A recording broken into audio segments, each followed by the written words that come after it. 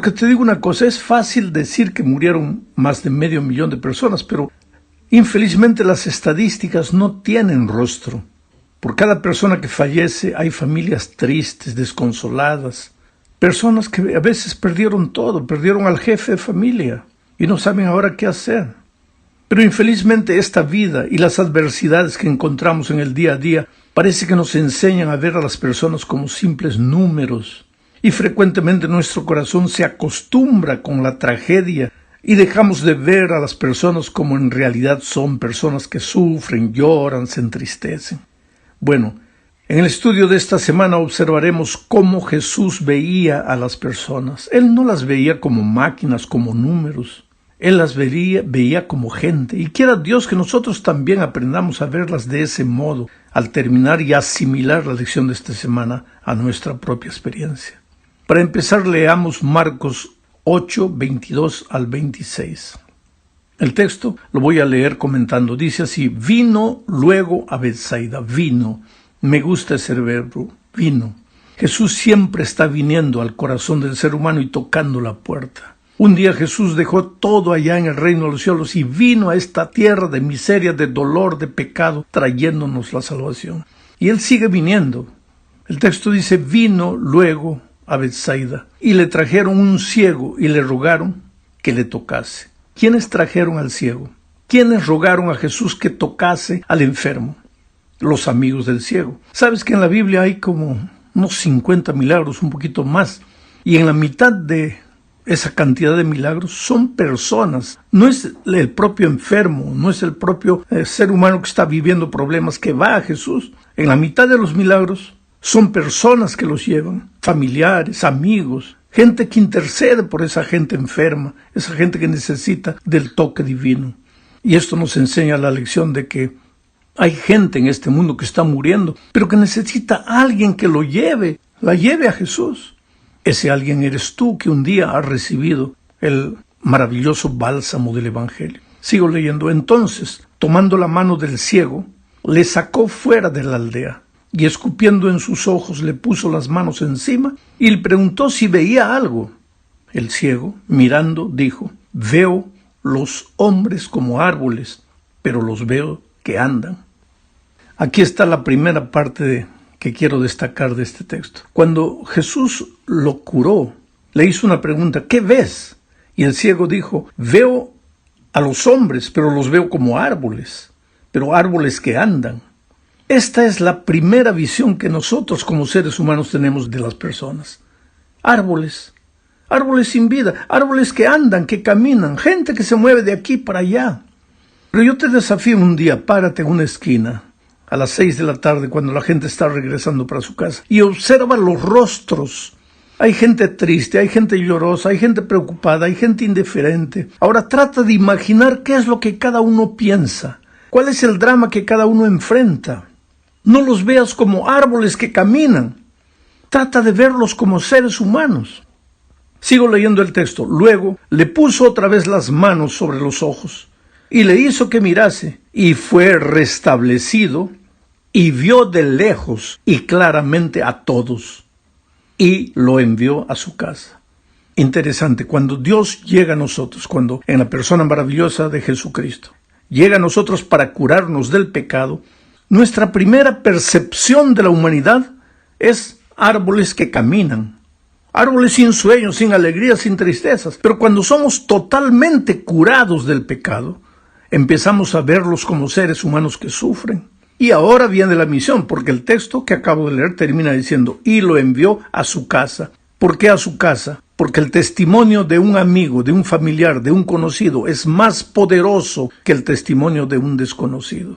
Claro, si tienes la oportunidad de predicar el Evangelio a desconocidos en la calle, tocar puertas, hazlo. No hay ningún problema en eso. Pero si quieres tener éxito, si no quieres que las personas te rechacen, te echen la puerta en la cara, busca a la gente que te conoce. Hazte amigo de las personas. Habla, testifica del amor de Cristo a tus vecinos, a tus compañeros de trabajo, de estudio, a tus familiares.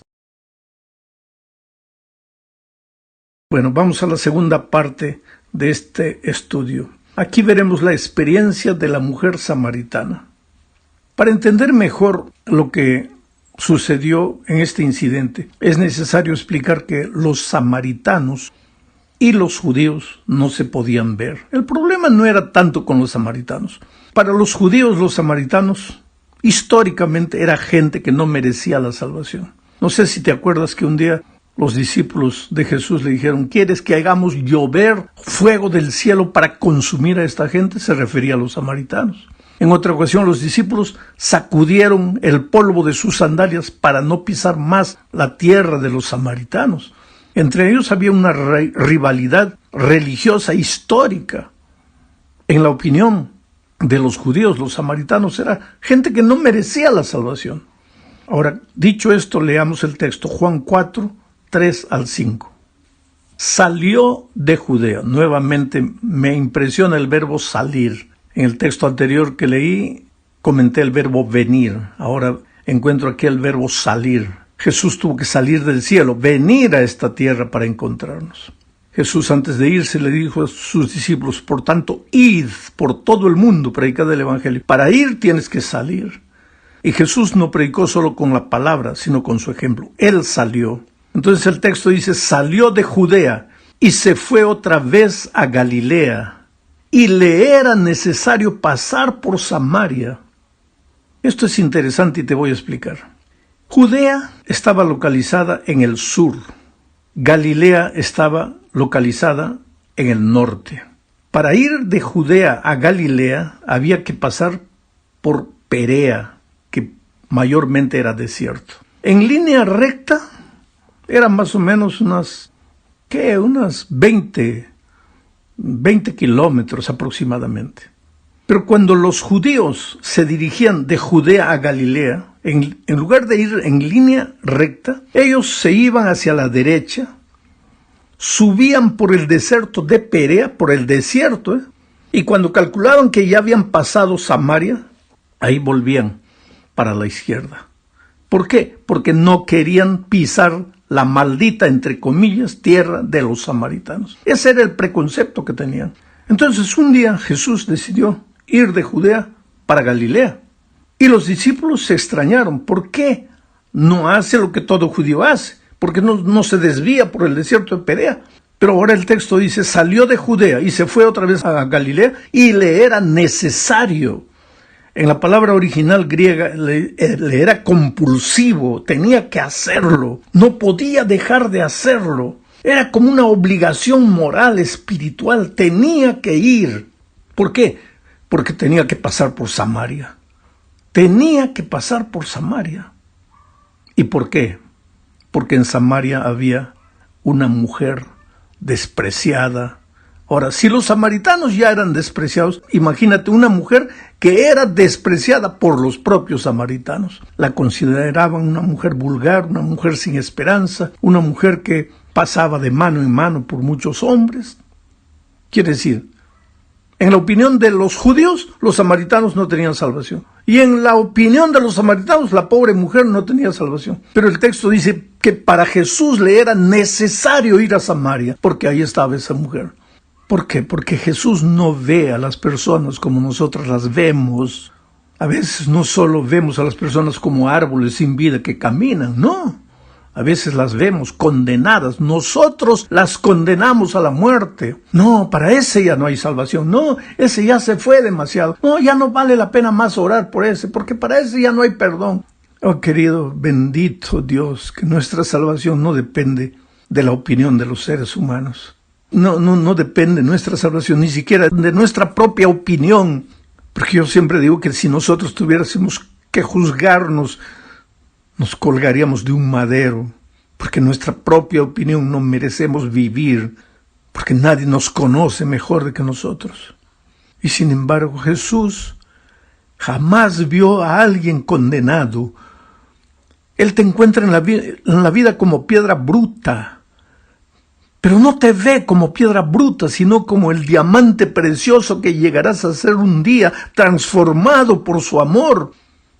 ¿Cómo quisiera yo tener esa visión? De mirar a las personas en la más extrema situación, pero verlas como lo que pueden ser, transformadas por el amor de Jesús. Vamos a la tercera parte. En la tercera parte de este estudio veremos el manual divino de la testificación. Me refiero a la propia Escritura. Nosotros a veces buscamos manuales escritos por hombres de cómo testificar, cómo ganar a un amigo para Cristo, cómo llevar a un pariente para Cristo. Pero la Biblia es el mejor manual. Vamos a leer Juan 1, 35 al 42 y voy a ir comentando. Dice, el siguiente día, me gusta esa frase, el siguiente día. Siempre hay un día siguiente. Si no has hecho lo que deberías hacer hasta hoy, hay un siguiente día para que hagas las cosas como deben ser. Si no has testificado todavía, hay un siguiente día para que testifiques. Si no les has hablado del amor de Cristo a tus amigos, a tus familiares, hay un siguiente día para que lo hagas. Al siguiente día, dice, otra vez estaba Juan y 2 de sus discípulos, y mirando a Jesús que andaba por ahí, Juan dijo, he aquí el Cordero de Dios. Le oyeron hablar los discípulos y siguieron a Jesús. Esto es interesante. Juan tenía que predicarles el Evangelio a sus discípulos. Y cuando vio a Jesús, no les habló de doctrina, no les habló de teoría, simplemente les apuntó a Jesús y les dijo, he ahí el Cordero de Dios que quita los pecados del mundo. Y cuando Juan levantó al Cordero, ¿cuál fue el resultado? Y los discípulos siguieron a Jesús. Cuando tú te encuentras con una persona y levantas primero los conceptos doctrinarios, puedes creer que vas a tener poco éxito en la comunicación del Evangelio. Pero si levantas al Cordero, a Jesucristo, ¿qué es lo que Jesús dijo? Si fuera yo levantado, a muchos atraeré a mí mismo. Entonces levanta al Cordero y verás que muchos seguirán al Señor Jesús. Ahora que le están siguiendo, mira lo que dice el texto. Jesús les dijo, ¿qué buscáis? Ellos le dijeron, Rabí, que traducido es maestro, ¿dónde moras? Una vez que las personas están siguiendo a Jesús, ahora vienen las inquietudes doctrinarias en el corazón del que sigue a Jesús. ¿Dónde vives? ¿Dónde moras? ¿Qué día quieres que guardemos? ¿Dónde quieres que nos congregamos? ¿Cómo quieres que te sirvamos? ¿Cómo quieres que te adoremos? Ahora viene el lugar de la enseñanza doctrinaria. Una vez que la persona le ha entregado el corazón a Jesucristo, ahora puedes enseñarle todo lo que la palabra de Dios dice. Entonces, sigo leyendo el texto. Les dijo, venid y ved.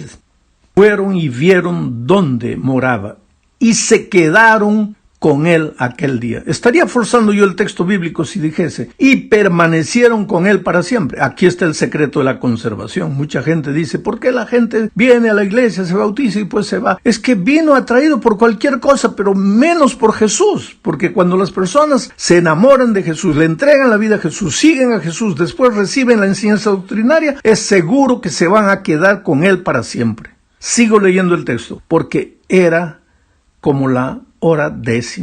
Ahora viene la dinámica de la testificación. Andrés, hermano de Simón Pedro, era uno de los que había oído a Juan y había seguido a Jesús. Este primero halló a su hermano Simón y le dijo, hemos hallado al Mesías, que traducido es el Cristo. Uno de esos discípulos que siguió a Jesús cuando Juan levantó al Cordero de Dios fue Andrés. Ahora que Andrés se convirtió, ¿qué es lo que hizo? Buscó a alguien inmediatamente para llevarlo a Jesús. Y ese alguien no fue un extraño, fue su hermano Pedro. Pedro era su hermano y compañero de trabajo, ambos eran pescadores. Y cuando llegó a Pedro no le habló de ningún concepto doctrinario. Le dijo, hemos hallado al Mesías. Aprendió de su maestro Juan, levantó al Cordero. ¿Y qué sucedió? Lo trajo a Jesús. Y mirándole Jesús dijo, tú eres Simón, hijo de Jonás, tú serás llamado Cefas, porque quiere decir Pedro. En una frase Jesús describe su pasado, su presente y su futuro. Tú eres Simón, yo sé quién eres tú. Hijo de Jonás, yo conozco tu pasado, pero tú serás llamado Pedro, yo conozco tu futuro. ¿Quién hace eso? Jesús. ¿Y cuál es tu misión? Solo llevar al pecador a los pies de Jesús. Y Jesús se encarga de hacer lo que tú ni yo podemos hacer.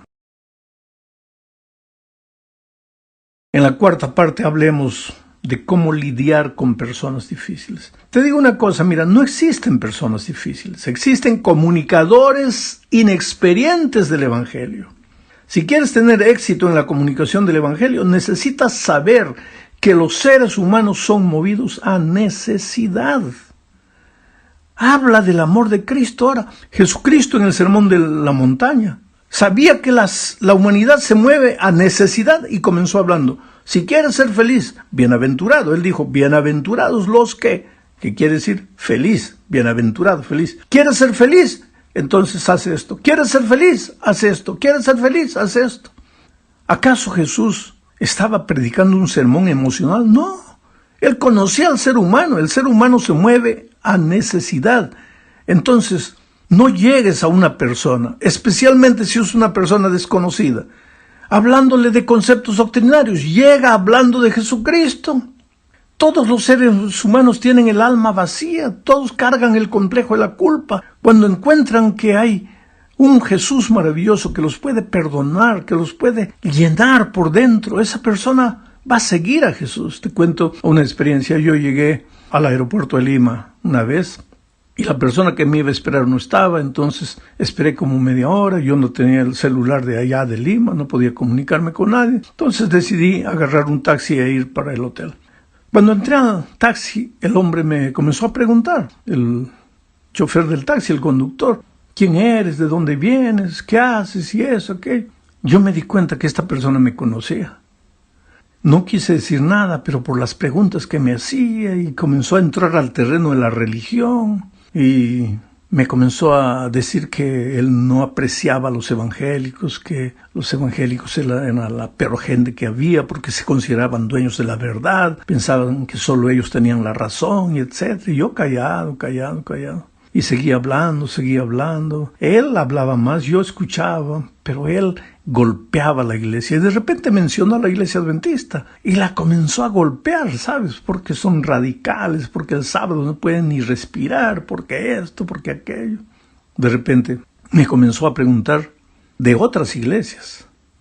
Y yo sentía que él quería que yo hablara mal de otras iglesias. Y pues yo, por naturaleza y por lo que encuentro en la palabra de Dios, yo no trato de hablar mal de nadie. Presento la verdad como la palabra de Dios dice, pero no ataco a nadie, no golpeo a nadie, no ofendo a nadie, porque lo mínimo que yo aprendí de Jesús es a tratar a las personas con dignidad, con amor, con cariño, con paciencia. Pero esta persona me quería sacar, ¿sabe?, palabras ofensivas para otras iglesias. Y de repente yo le comencé a hablar del amor de Jesús, de la soledad del ser humano. Le dije, mira, tú como conductor de taxi debe haber momentos en que te sientes solo. A veces no tienes mucho trabajo, pero necesitas dinero. Yo creo que debes volver frustrado para la casa. Y en ese momento deberías acordarte que tienes un amigo maravilloso que Jesús conoce tu historia, conoce tu pasado. Y de repente el hombre comenzó a emocionarse. Yo le seguía hablando. Y él se emocionaba cada vez más. Y de repente me dijo, yo te conozco. Le dije, ¿quién soy? Tú eres el pastor Bullón. Tú eres el pastor de la iglesia de mi hija. Mi hija es adventista. Pero yo creo que tú eres de otra iglesia, porque mi hija solo me golpea a mí, a mi religión. Pero tú no. Tú hablas de otra manera. Tú hablas del amor de Jesús. Yo traté de provocarte para que atacases mi iglesia y tú no lo hiciste. ¿Cómo puedes ser pastor de mi hija? Ahí yo me di cuenta de una cosa. No es que esa chica, la hija de ese conductor de taxi, fuese mala. No. Era una chica sincera y con toda sinceridad conoció la verdad, conoció el mensaje, conoció la doctrina. Llegó a